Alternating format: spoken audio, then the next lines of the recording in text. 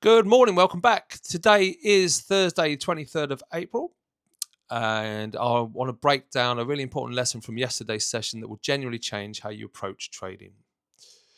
Because yesterday didn't start well. The market opened messy, no clear direction, no clean movement, just price jumping around, and this is exactly where most people get caught. Well, they get caught out because they think movement means opportunity, but movement and opportunity are not the same thing. When a market is messy, that's actually happening. Uh, what's actually happening is there's no agreement between buyers and sellers. So price is moving, but it's not moving in with intention.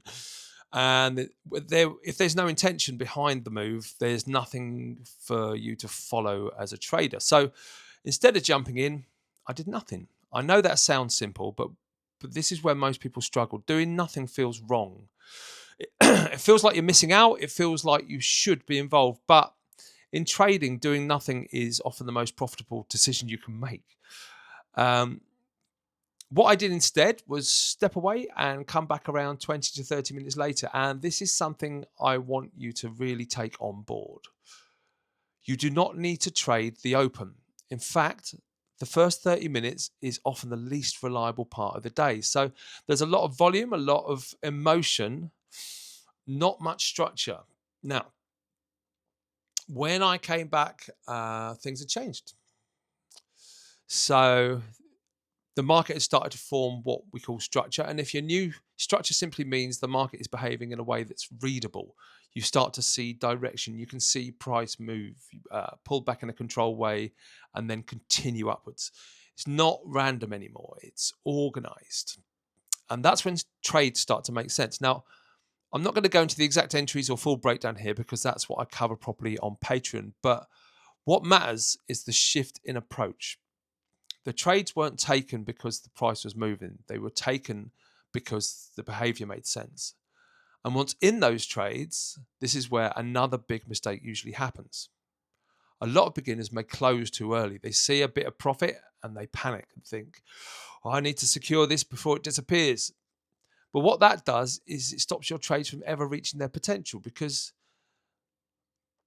well, yesterday the trades were allowed to develop. They weren't closed just because they were in profit. They were managed based on whether the market was still behaving correctly. And this is the key idea that I want you to take from this. You don't stay in a trade because it's green. You stay in a trade because the reason you entered is still valid. And when that reason disappears, that's when you get out. So if you've got a trade on and you wouldn't enter that trade if it looked like it does now, that means you need to get out, basically. So not at the top, not perfectly, but when behavior changes. Another thing that made a big difference yesterday was not sitting there and watching the charts constantly. This is something that gets overlooked a lot. You don't need to be glued to the screen all day. In fact, that usually makes things worse because you start reacting emotionally to every little movement.